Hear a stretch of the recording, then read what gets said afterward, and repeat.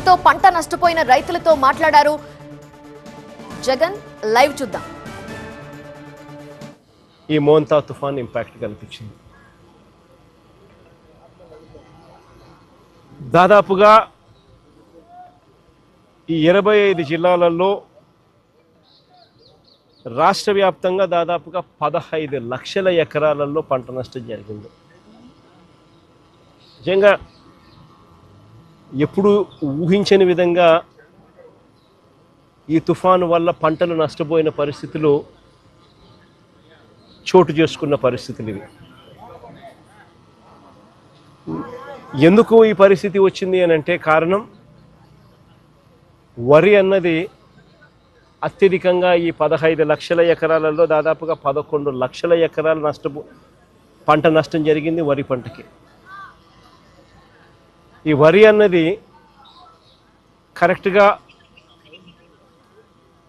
గింజలు పాలు పోసుకునే పరిస్థితిలో ఉన్నప్పుడు జరిగిన దారుణమైన పరిస్థితి ఇది. తీవ్రమైన గాలులు, ఆ గాలులతో పాటు వచ్చిన వర్షాలు నిజంగా ఎంత దారుణమైన పరిస్థితి అన్నది చెప్పడానికి ఒకసారి చూస్తే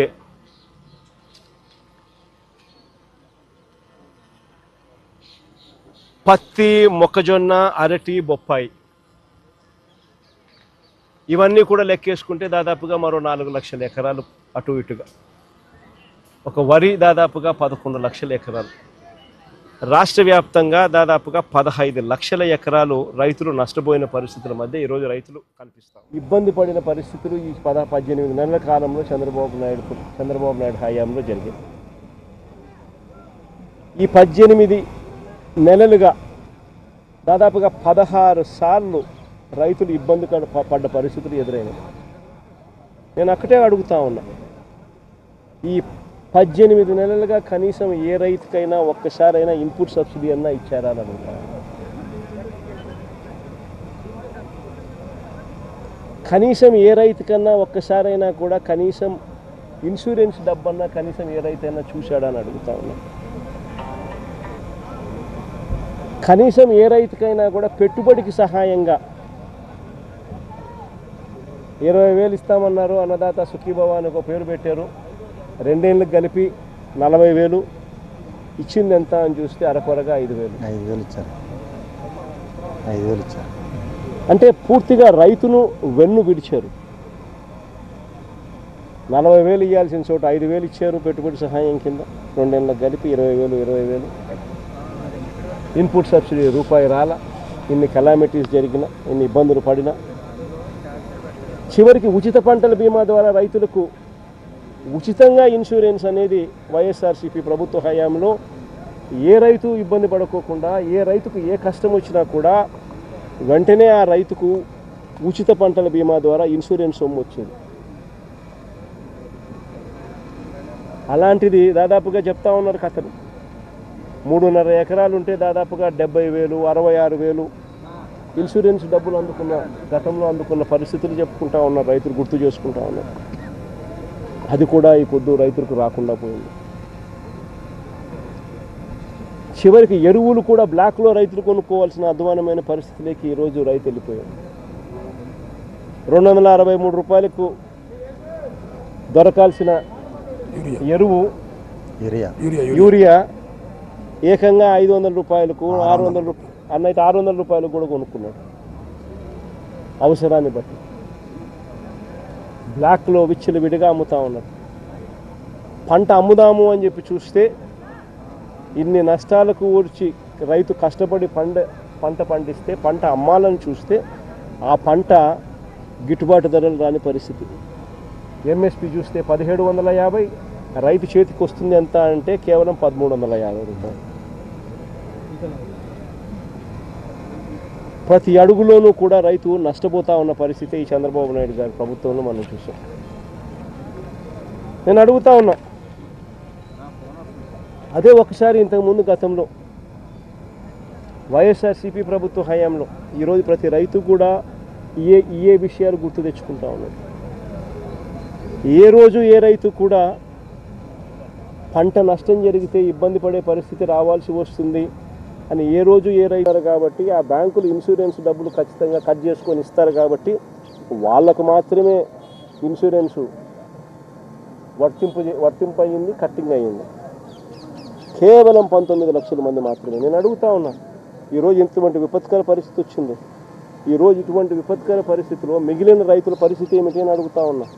ఎవరైతే బ్యాంకుల దగ్గరికి వెళ్ళలేని పరిస్థితిలో ఉన్నారో, ఎవరైతే బ్యాంకులు ఇన్సూరెన్స్ డబ్బులు కట్ చేయకుండా ఇన్సూరెన్స్ డబ్బులు ఎవరికైతే కట్ చేసి వాళ్ళకి మాత్రమే ఎవరికైతే బ్యాంకులు కట్టాయో మిగిలిన వాళ్ళ పరిస్థితి ఏమిటి? రాష్ట్రంలో మిగిలిన రైతుల పరిస్థితి ఏమిటి? ఉచిత పంటల బీమా తీసేయడం అన్నది అన్నిటికన్నా దారుణం కాదా అని అడుగుతా ఉన్నాం. ఈరోజు ఈ పంటకు వచ్చినాం, ఈ పొలానికి వచ్చినాం. ఈ పొలంలో ఉన్న రైతన్నను ఆశ్చర్యం కలిగించే విషయాలు చెప్తా ఉన్నాడు. ఈ రైతన్నను అడిగే, అన్న మీ పంటలేకి మీ పొలంలోకి ఎవరైనా ఎన్యూమరేషన్ చేయడానికి ఎవరైనా వచ్చారా అని. ఈ రైతులే కాదు, ఎక్కడ రాష్ట్రంలో ఉన్న ఏ రైతుని అడిగినా కూడా, అన్న ఎవరి పొలంలోకి కూడా, ఏ రైతు దగ్గరికి కూడా పొలంలోకి ఎవరు కూడా ఎన్యూమరేషన్కు రాలేదన్నా అన్న మాట వినిపిస్తుంది. ఆశ్చర్యం ఏమిటో తెలుసా? ఇది కృష్ణా కలెక్టర్ ఇచ్చిన ప్రొసీడింగ్స్ 30వ తారీఖు డేటు, అక్టోబర్ 30వ తారీఖు డేటు, కృష్ణా కలెక్టర్ ఇచ్చిన ప్రొసీడింగ్స్. ఈ ప్రొసీడింగ్స్లో కృష్ణా కలెక్టర్ ఏమంటాడు తెలుసా? 30వ తారీఖు తను ఈ ప్రొసీడింగ్స్ ఇస్తూ తను ఏమంటాడు, enumeration of crop damage and social audit, enumeration అయిపోవాలా, సోషల్ ఆడిట్ అయిపోవాలా, to be completed by 31st, అంటే ఒకరోజు. 30వ తేదీ ప్రొసీడింగ్స్ ఇస్తాడు, 31వ తారీఖు కల్లా సోషల్ ఆడిట్ అయిపోవాలా, ఎన్యూమరేషన్ అయిపోవాలంటాడు ఒక రోజులో. Enumeration of crop damage and social audit should be completed by 31/10/2025 and any grievances shall be redressed immediately. ఒక రోజు టైము. ఆశ్చర్యం కలిగించే విషయం ఏం తెలుసా? ఇక్కడ ఇంకొక పారాగ్రాఫ్ రాస్తారు. ఇంకొక పారాగ్రాఫ్ ఏమని రాస్తారు తెలుసా? District agricultural officer Machilipatnam or before 31/10/2025 without fail చేయాలా. The concern mandal agriculture officer sending list after the above deadline will invite action. అంటే ఆ తర్వాత ఎవరైనా అప్లికేషన్ పెట్టేదానికి కూడా 31వ తారీఖు అయిపోవాలా, 31వ తారీఖు తర్వాత అప్లికేషన్ కూడా పెట్టేదానికి కూడా the finalized list from the districts should be submitted to the director of agriculture AP Guntur on 1/11/2025. అంటే ఎంత నిర్దాక్షిణ్యంగా వీళ్ళు, ఎవడు కూడా వీళ్ళ టైం ఇచ్చింది ఒక రోజు. అంటే దాని అర్థం ఏంది? ఎన్యూమరేషన్ అనేది ఎవడు కూడా పంట పొలాలకు వచ్చి చేసే కార్యక్రమం జరగదు. అసలు ఎన్యూమరేషన్ అంటే ఏమిటో తెలుసా? చంద్రబాబు నాయుడు గారిని అడగాలి ఫస్ట్ ఈ పాయింట్. అసలు ఎన్యూమరేషన్ అనేది పంట పొలాలకు ఎందుకు రావాలా, ఎందుకు చెయ్యాలా అనేది ఒకసారి గమనించండి. సరే, ఇది గాలుల వల్ల, వర్షాల వల్ల, తుఫాను వల్ల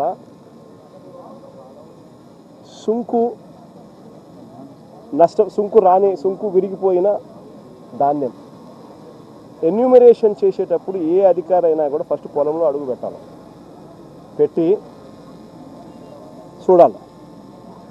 సుంకు విరిగిపోయిందా, సుంకు విరిగిపోలేదా, ఎన్యూమరేషన్ ప్రక్రియలో భాగంగా రాయాల. ఎందుకంటే సుంకు విరిగిపోతే తర్వాత ఇది పాలు పోసుకునే పరిస్థితి ఉండదు. తర్వాత జర్మినేషన్ ప్రాసెస్ ఆగిపోతుంది.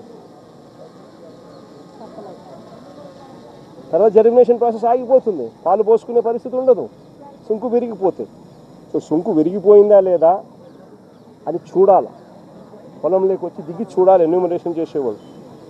ఇది చూడకుండా, ఇది చెయ్యకుండా ఎన్యూమరేషన్ అయిపోయిందని అంటారు. ఇలాంటి వాళ్ళు ఎవరన్నా ఇలాంటి వాళ్ళు ఎవరైనా కూడా ఎన్యూమరేషన్ మాకు జరగలేదు, మా దగ్గరికి ఎవరు రాలేదు అని అంటే వెటకారం చేసి మాట్లాడుతున్నారు వాళ్ళను. ఎన్యూమరేషన్ మాత్రం జరగదు. ఇంత దారుణంగా పంట జరుగుతుంది. పైగా ఇంకోటి ఏమంటున్నారో తెలుసా, ప్రతి రైతుకు ఈ మాదిరిగా అగ్రికల్చర్ ఆఫీసర్లు డైరెక్ట్గా ఈ మాదిరిగా మెసేజ్లు పంపించడము, ఈ మాదిరిగా ఆర్బీకేల దగ్గర నుంచి అగ్రికల్చర్ ఆఫీసర్తో రైతులకు చెప్పిస్తూ ఉన్నారు. ఏమని, మీరు గన ఈ పత్రాలు సమర్పించిన వారి పొలాలకు మాత్రమే పంట నష్టం జాబితా తయారు చేయబడును. ఆఖరి తేదీ అక్టోబర్ 31వ తేదీ కావున శుక్రవారం మధ్యాహ్నం 3 గంటల లోపు తీసుకొచ్చి ఈ డాక్యుమెంట్లు మాత్రమే స్వీకరించబడతాయి. తర్వాత ఇచ్చిన డాక్యుమెంట్లను తీసుకోబడవు అని ఒకవైపున మెసేజు. రెండో వైపున, దయచేసి రైతులందరూ గమనించగలరు, ఇప్పుడు పంట నష్టం చేయించిన రైతులకి తర్వాత ధాన్యం రైతు సేవా కేంద్రం కొనుగోలు చేయబడదు అని. అంటే ఈ ఇన్పుట్ సబ్సిడీ కానీ ఈ నష్టం జరిగిందని కానీ ఎవడైనా కూడా అడిగితే, రైతు అడిగితే వాళ్ళ ధాన్యం కొనుగోలు చేయరట తర్వాత. అంటే ఏం చెప్తా ఉన్నారు? ఎక్కడైనా కూడా ఏదైనా తుఫాన్ వచ్చినప్పుడు మనుషులకు మానవత్వం ఉండాలి. మానవత్వం అనేది ప్రభుత్వం ప్రదర్శించి తుఫాన్ వచ్చినప్పుడు ఇంకోటి వచ్చినప్పుడు వాళ్ళకి ఇన్పుట్ సబ్సిడీ వచ్చేట్టుగా చేయాలి, వాళ్ళకి ఇన్సూరెన్స్ వచ్చేట్టుగా చేయాలి. ఈ రెండు రావడమే, రెండు ఇవ్వడమే కాకుండా, వచ్చేట్టుగా చేయడము ఇవ్వడమే కాకుండా వారి పంటలు కూడా కొనుగోలు చేసే కార్యక్రమం జరగాల. అలాంటిది అది ఇస్తే ఇదేమో, ఇది ఇస్తే అదేమో అని చెప్పి, అది మీరు కానీ అప్లికేషన్ పెడితే పంటలు మేము కొనుగోలు చేయము అని చెప్పి రైతులను బ్లాక్మెయిల్ చేస్తూ ఉన్నారు, రైతును థ్రెటన్ చేస్తూ ఉన్నారు అని అంటే, రైతులను బెదిరిస్తూ ఉన్నారు అని అంటే, నిజంగా ఎంత నిర్దాక్షిణ్యమైన ప్రభుత్వము, ఎంత నిర్దయ ప్రభుత్వం ఇది అని చెప్పడానికి ఇంతకన్నా వేరే నిదర్శనం కావాలని అడుగుతా ఉన్నాను. ఆశ్చర్యం కలిగించే విషయాలు. ఈ ప్రభుత్వం అయితే అసలు ఈ క్రాప్ అనే ప్రక్రియ కూడా పూర్తిగా ఎగనామం పెట్టేసింది. ఈ క్రాప్ అనేది ఎగనామం పెట్టింది. అసలు ఈ క్రాప్ అనేది ఎందుకు చేయాలి, ఈ క్రాప్ అనేది ఎందుకు ఇంత అవసరము అనేది ఇలాంటి విపత్కర పరిస్థితుల్లో ప్రతి రైతుకు అదొక శ్రీరామ రక్షగా నిలబడుతుంది. అలాంటిది ఈ క్రాప్ అనేది తెరమరుగైపోయింది. పంట పొలంలో రైతన్నను నిలబెట్టించి, పంట పొలంలో ఆ రైతన్నను జియో ట్యాగింగ్ చేసి ఆయన ఫోటోగ్రాఫ్ తీసి దాన్ని ఈ క్రాప్ అనే పరిస్థితి గతంలో ఉంటే, ఈరోజు ఈ క్రాప్ నిర్వచనం మార్చినారు. ఈరోజు ఈ క్రాప్ అంటే ఏం తెలుసా? చేశామంటే చేశాం. తెలుగుదేశం వాళ్ళకైతే ఏకంగా ఉన్న భూమి కన్నా వాళ్ళు వేసిన పంట ఎక్కువ వేసినారు. ఇది బాపట్లలో ఒక చిన్న ఎగ్జాంపుల్. పర్చూరులో 112%, పంగళూరులో 114%, బల్లికరువులో 115%. బాపట్ల జిల్లాలో చిన్న ఎగ్జాంపుల్ చెప్తా ఉన్నా. వేటపాలెంలో 117%, చీరాలలో 122%, చిన్నగంజాంలో 128%. అంటే ఉన్న భూమి కన్నా agricultural crops sown in the భూమి 120. భూమి ఉండేది 100% అయితే నువ్వు 128% చూపిస్తూ ఉంటావు. అంటే ఏ స్థాయిలో నువ్వు ఈ క్రాప్ అనేది నీరు గార్చావు అని చెప్పడానికి ఇదొక నిదర్శనం. ఈ ప్రభుత్వం పూర్తిగా రైతులను పూర్తిగా గాలికి వదిలేసిన పరిస్థితులు. ఇంత విపత్కర పరిస్థితులు కనపడతా ఉంటే విపత్కర పరిస్థితులు జరిగిన రోజు ముఖ్యమంత్రి అనే వ్యక్తి ఏం చేస్తాడు? ఓ రోజు అట్టా చాపర్లో తిరుగుతాడు, ఓ చోట ఆగుతాడు, తర్వాత మొత్తం చాపర్లో తిరుగుతాడు, మరుసటి రోజు లండన్ పోతాడు. ఆయన కొడుకు ఇంకొక ఆయన ఆస్ట్రేలియా నుంచి వస్తాడు, వచ్చి మరుసటి రోజు ముంబైలో క్రికెట్ చూడడానికి పోతాడు. ఇదేమో మన రైతుల పరిస్థితి ఏమో ఏడవలేక,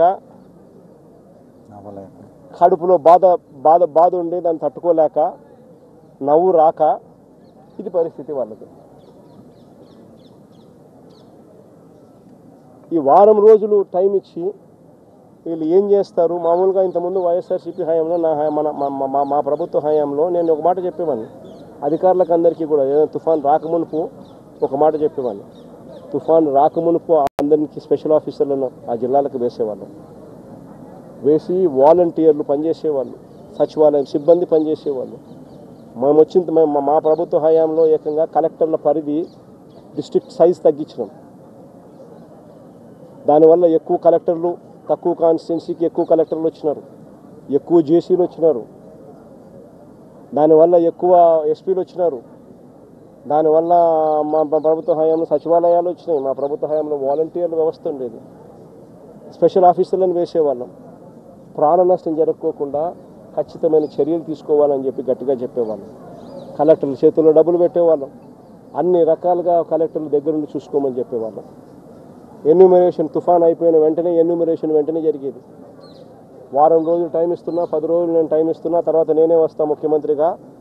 వచ్చి ఎక్కడికి వస్తున్నానో నేను చెప్పను, ఏదో ప్రాంతంలో తిరుగుతా. నేను తిరిగినప్పుడు కలెక్టర్ పనితీరు ఎలా ఉంది, పంట నష్టం గురించి ఎన్యూమరేషన్ ఎలా చేశారు, అన్ని సదుపాయాలు మీకు ఇచ్చినారా లేదా అని ఇలాంటి వివరాలు నేను ప్రజలను అడిగి తెలుసుకుంటా. ఏ ఒక్కరైనా కూడా కలెక్టర్ బాగా చేయలేదు అని అంటే మీ ఉద్యోగం పీకేస్తానని చెప్పి గట్టిగా చెప్పారు. ఒక భయం ఉండేది. కలెక్టర్లతో పాటు ఎమ్మెల్యేలు మొత్తం తిరిగేవాళ్ళు. 10 రోజుల తర్వాత ముఖ్యమంత్రి, వారం 10 రోజుల తర్వాత ముఖ్యమంత్రి ఖచ్చితంగా వచ్చేవాడు. ఎక్కడికి వస్తాడో తెలియదు, ఖచ్చితంగా వచ్చేవాడు. వచ్చి సిచ్యువేషన్ అసెస్ చేసేవాడు. ముఖ్యమంత్రి వస్తాడేమో అని చెప్పి కలెక్టర్లు ఎటువంటి తప్పిదం అనే దానికి అవకాశం లేకుండా ఇవ్వకుండా కలెక్టర్లు గట్టిగా చర్యలు తీసుకుంటూ ప్రతి అడుగులోనూ తప్పిదం అనేది లేకుండా పనిచేసేవాళ్ళు. ఈరోజు ప్రభుత్వం చేస్తూ ఉన్న పనితీరు గాలికి ఎగిరిపోయింది. ప్రభుత్వం అన్నది ఈరోజు ఉందా లేదా అర్థం కాని పరిస్థితిలో రైతున్నాడు. రైతుకు నష్టం వచ్చినా కష్టం వచ్చినా కానీ పట్టించుకునే పరిస్థితి ఎక్కడా కూడా కనిపించిన పరిస్థితిలో ఈరోజు రాష్ట్రం ఉంది. నేను ఇవాళ చంద్రబాబు నాయుడు గట్టిగా చెప్తా ఉన్నా, ఎందుకు లెక్కలు తక్కువ చేసి చూపిస్తూ ఉన్నారు. 15 లక్షలు అని చెప్పి ఇంత పంట నష్టం జరిగిన పరిస్థితులు గతంలో ఎప్పుడు జరగలేదు అని చెప్పి ఆ రోజు మీ ఎల్లో మీడియాలోని పేపర్లు సైతం రాసినాయి. ఆ రోజు మీ ఎల్లో మీడియా సైతం, మీ గజెట్ పేపర్ ఈనాడు కూడా రాసింది. మరి ఈరోజు ఎందుకు తగ్గించి రాస్తున్నారు? ఎందుకు ఎన్యూమరేషన్ చేయడానికి వెనకడుగు వేస్తూ ఉన్నారు? ఎందుకు రైతులకు తోడుగా ఉండడానికి ఎందుకు వెనకడుగు వేస్తున్నారు? ఎందుకు రైతులకు ఎన్యూమరేషన్ కోసం అప్లికేషన్ పెట్టుకుంటే ఎన్యూమరేషన్ చేస్తే మీ వరి పంట మేము కొనుగోలు చేయము అని ఎందుకు రైతుకు భయపడిస్తున్నారు? ఎందుకు లెక్కలు తక్కువ చేసి చూపిస్తూ ఉన్నారు? ప్రభుత్వం అన్నది రైతుకు మంచి చేయాల్సింది పోయి రైతుకు నష్టం చేసే కార్యక్రమం ఎందుకు చేస్తూ ఉన్నారని అడుగుతా ఉన్నా. ప్రభుత్వం ఇప్పటికైనా కూడా ఈ చంద్రబాబు నాయుడు గట్టిగా డిమాండ్ చేసి అడుగుతా ఉన్నా, అయ్యా చంద్రబాబు, నీ తప్పిదం వల్ల రైతులకు ఈరోజు ఇన్సూరెన్స్ డబ్బు రావడంలా.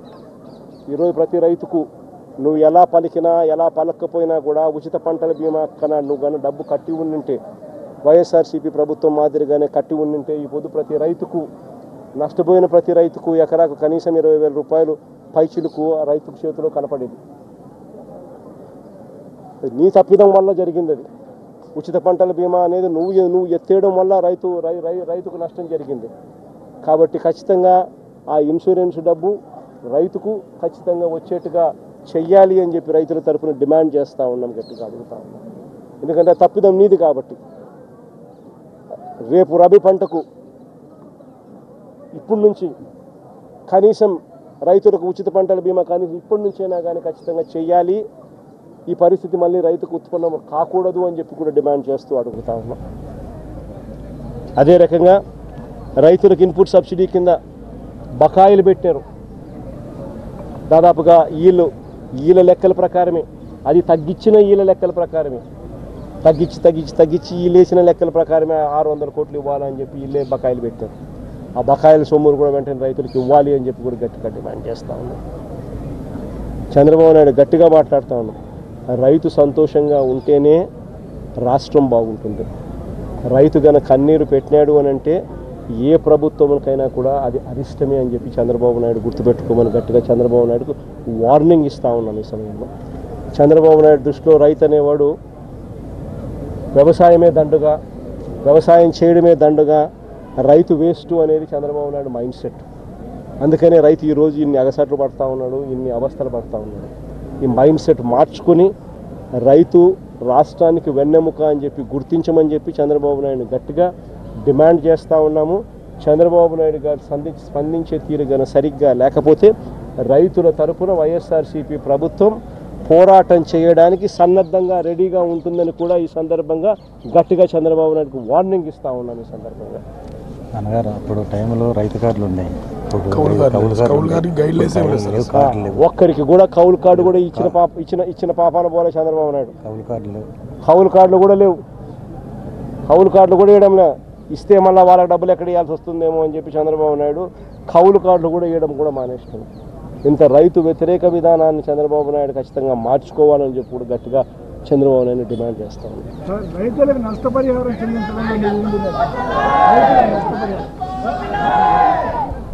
రైతులకు నష్టపరిహారం చెల్లించడంలో మీకే వేసే అవకాశం మీరు వాళ్ళకి చెల్లించండి, మీరు ఏ విధంగా డిమాండ్ చేస్తారు? అదే ఇప్పుడు అదే కదండి అడిగింది, అయ్యే కదా అడిగింది.